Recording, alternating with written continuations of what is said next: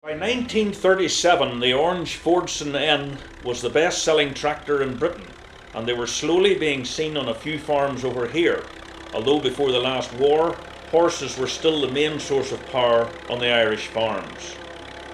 This tractor had a reputation of being hard to start, especially when warm. This fault was not helped by the changes made to the engine, which made her prone to oil the spark plugs. It is most likely that this Fordson was made at the Dagenham factory in East London, although up until the early 1930s, Fordson Ns had been made in Cork in Southern Ireland. The Cork factory continued to be owned by the Ford Company up until the mid-1980s, building cars and trucks.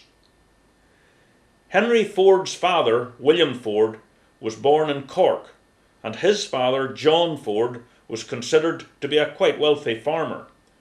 However, at the height of the Great Famine in 1847, John Ford was forced to uproot his whole family and emigrate to Quebec. His wife, Henry Ford's grandmother, did not survive the trip. In 1917, Henry Ford, now a successful and wealthy businessman, came back to a depressed area of Cork. His historian wrote, "Henry Ford's family roots drew him back to Ireland." Ford considered what he could achieve in America, he could also do here, and he built his factory on the site of an old racecourse. The factory initially made tractors, but in 1921 cars were made there as well.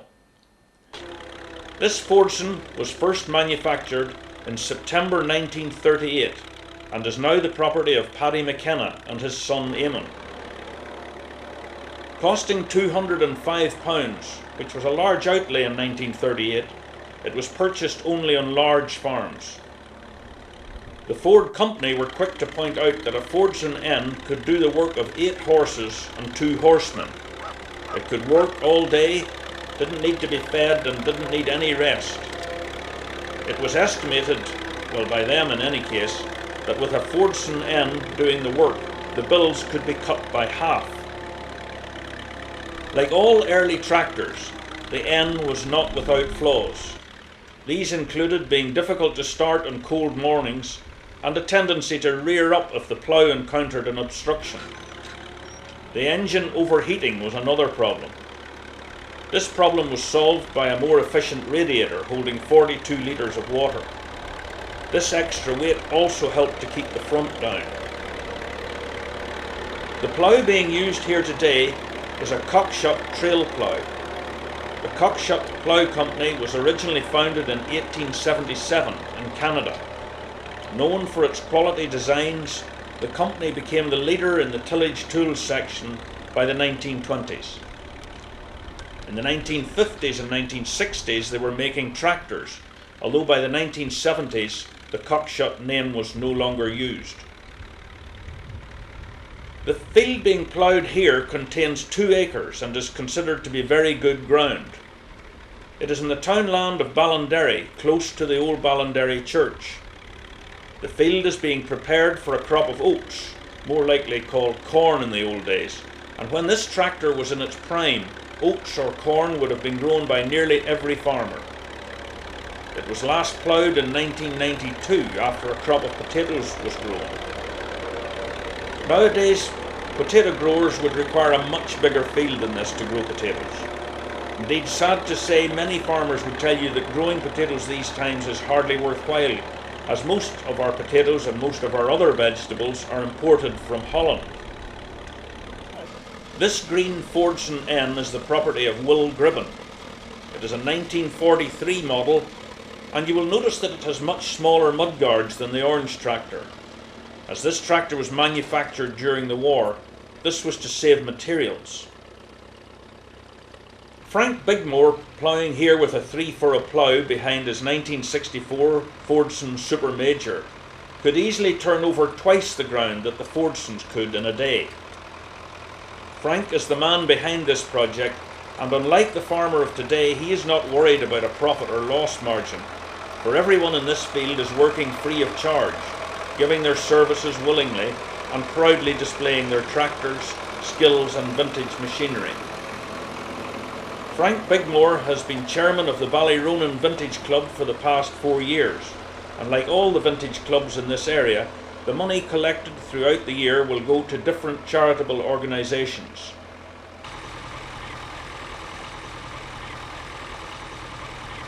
With 5 vintage tractors ploughing, this 2 acres will be turned over in a short time. This is a 1959 4-cylinder Massey Ferguson, and on its own would be capable of ploughing this field in a little more than half a day. A man with 2 horses would have done well to plough this field in 2 days. This is one of the first red Massey Fergusons made in 1957. Made at the Banner Lane factory in Coventry, it had a 4-cylinder Perkins diesel engine, and they are still popular on farms even to this day. The warm spring weather preferable for planting a field of oats was a long time coming, and Frank was glad to see the field drying out enough to allow tractors on to cultivate for the next process, namely sowing the corn seeds. The disc being pulled by Eamon's Fordson would have been first seen on farms along with the early tractors, for a disc would have been far too heavy to be pulled by horses. Sometimes called disc harrows, they would rarely be seen on farms today. Frank and his friend Joe McCullough are sowing the seed using a corn fiddle.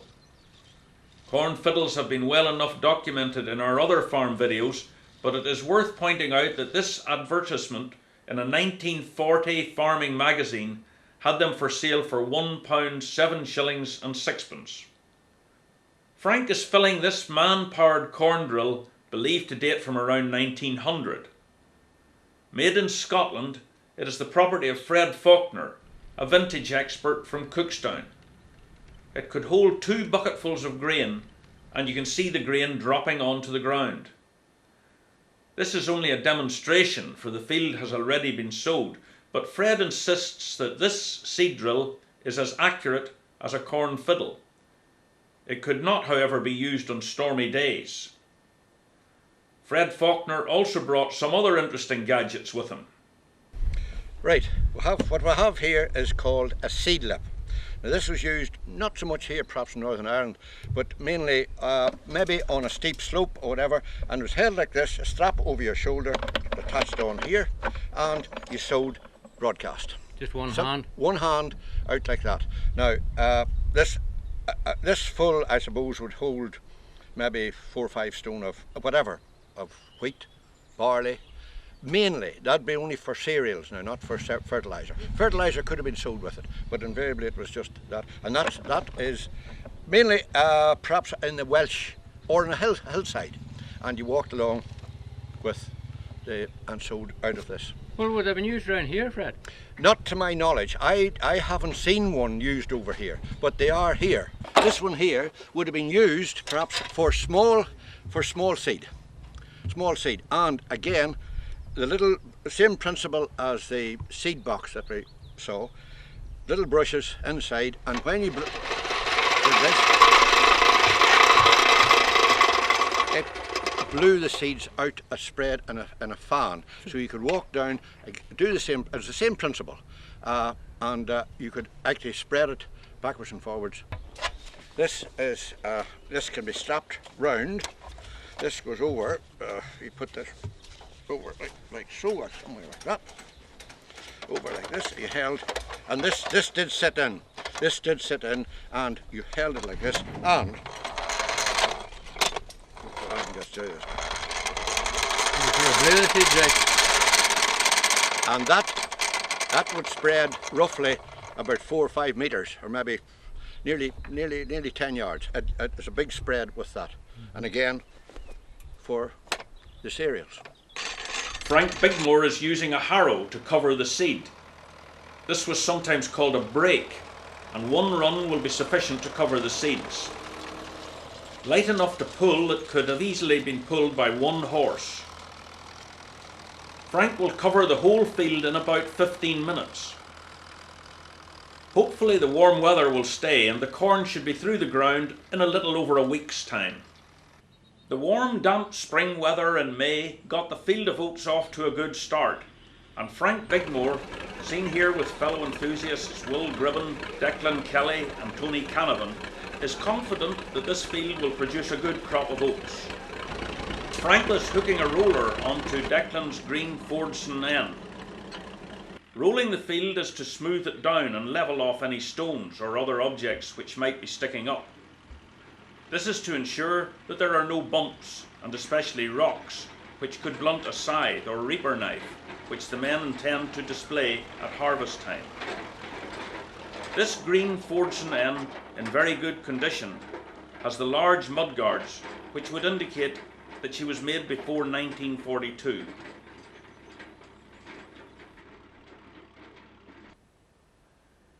The picturesque setting of Ballyronan on the shores of Lough Neagh is a haven for many different breeds of wildfowl, and in the winter attracts a large range of ducks from as far away as Russia and Iceland.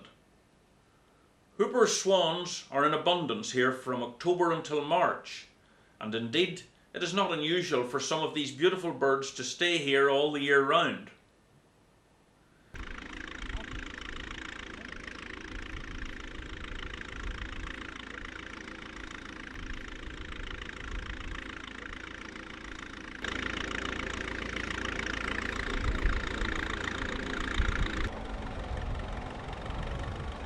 The plough being used is another cockshot, typical of the ploughs used behind this type of tractor. They were a very good plough and are still commonly seen at vintage ploughing matches. This field was in Oats last year and is now being prepared for reseeding with grass seed.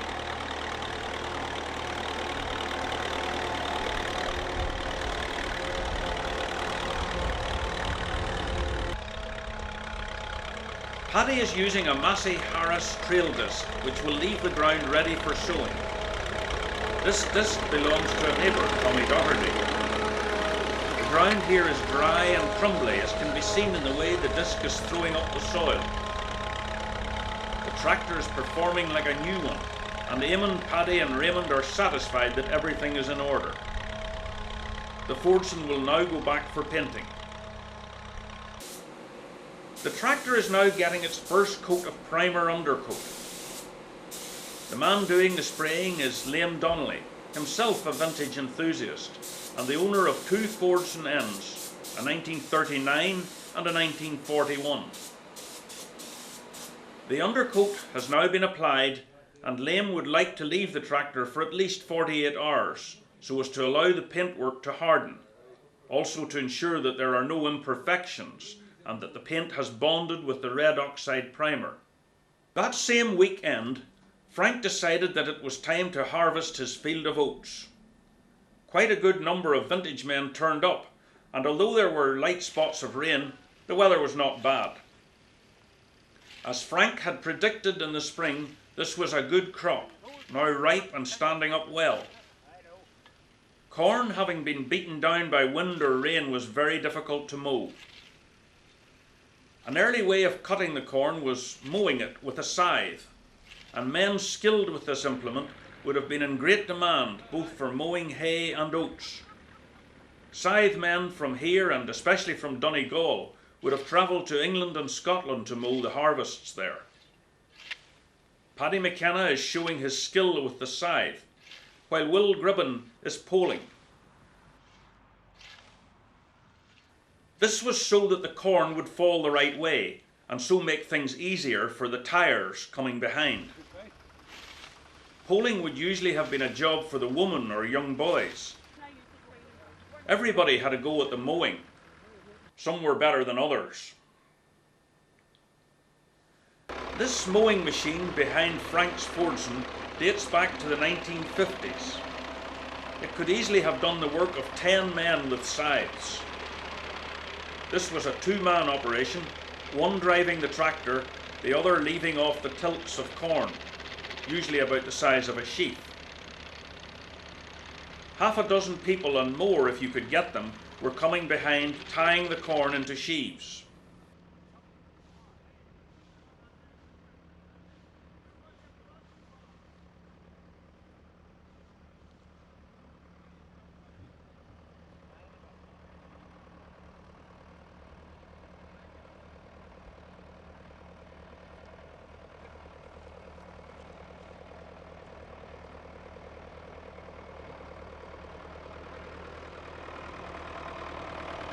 3 sheaves were put up together like a pyramid, and this was called a stook. This is a 1926 Morris Cowley and belongs to Dennis Bates.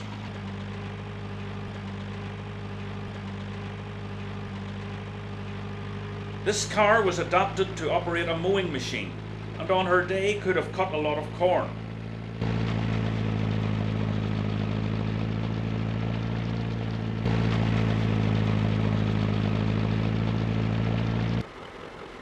A black day for the scythe men, and indeed for the tyres, was when this machine came onto the farms.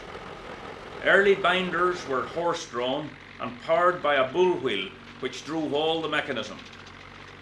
Later models were powered by tractors, but when they first arrived on farms, sadly that meant no work for thousands of labourers. The implement had a reel and sickle bar, like the modern grain head on a combine harvester.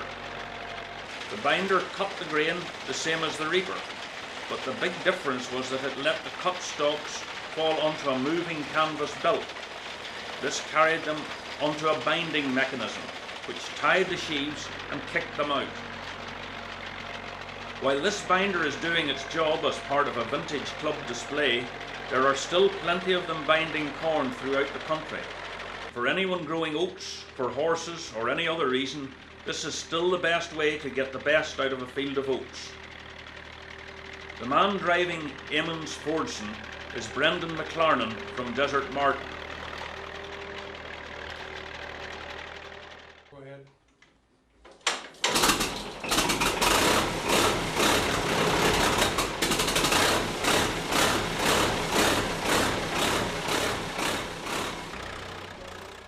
'To watch the full video of this 1940 Fordson M tractor being restored, click the thumbnail at the end of this video or click the link included in the description box below.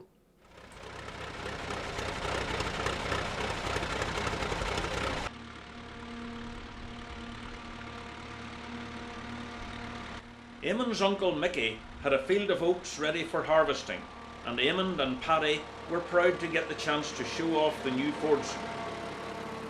This binder was used in our first vintage farming video, Farming Down the Years, back in 1990. The binder now belongs to Raymond McNamee.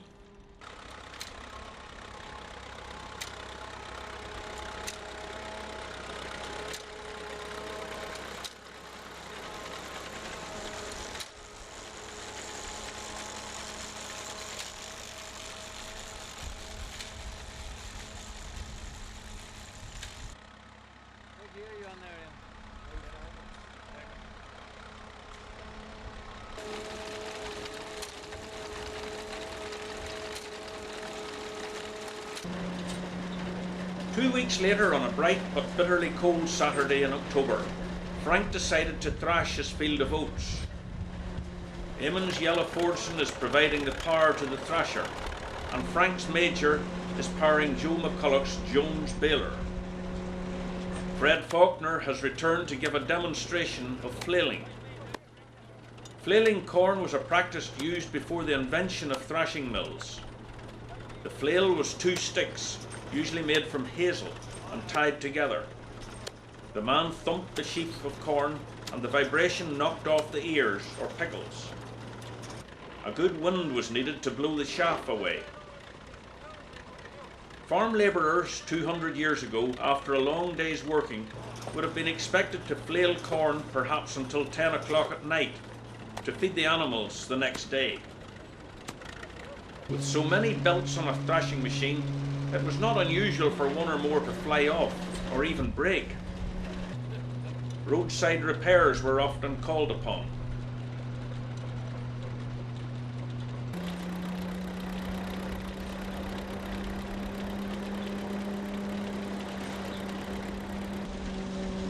However, in spite of all his difficulties, Frank got a good return on his field of oats. The following weekend, and with the good autumn weather holding, it was time to thrash Mickey's corn. Paddy is bringing the corn huts to the thrasher using a buck rake. This mill is a Crichton built in Scotland and belonging to Brendan McLarnon. Threshers or threshing machines first came onto the market as far back as 1784, and the first one was invented by a Scotsman, Andrew Merkel. It was horse-powered and separated the grain from the stalks much quicker and cleaner than the flails.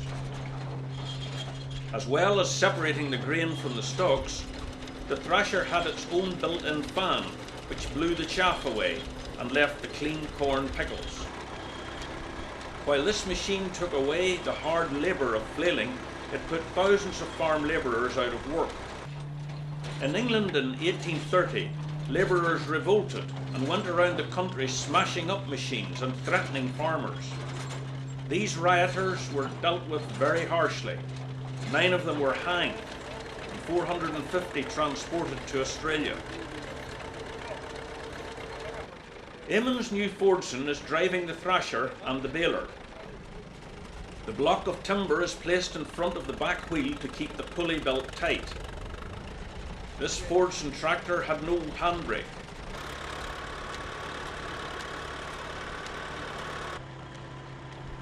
Willie Turner, another film star from farming down the years, is on top of the thresher along with Tom Kearney from Portlawnone. Willie's son Barry, along with Eamon, are forking up the sheaves. The men attending the bags are John Joe Doherty and John McKenna.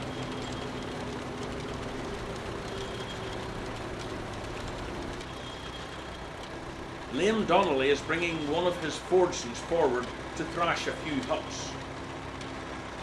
This is his 1939 model, recently rebuilt. She has got her first coat of undercoat and will be sprayed Harvest Gold. These tractors were commonly known as the Orange Fordsons. Barry's son Sean is now assisting with the forking. The big tractor is a Fordson Major with a Perkins 6-cylinder diesel engine. Known as the P6 Major, this tractor has plenty of power and will thrash the remaining huts in a short time. If you have enjoyed this video, please subscribe to our channel for more content on Irish farming life. Please also drop a comment in the comment section below.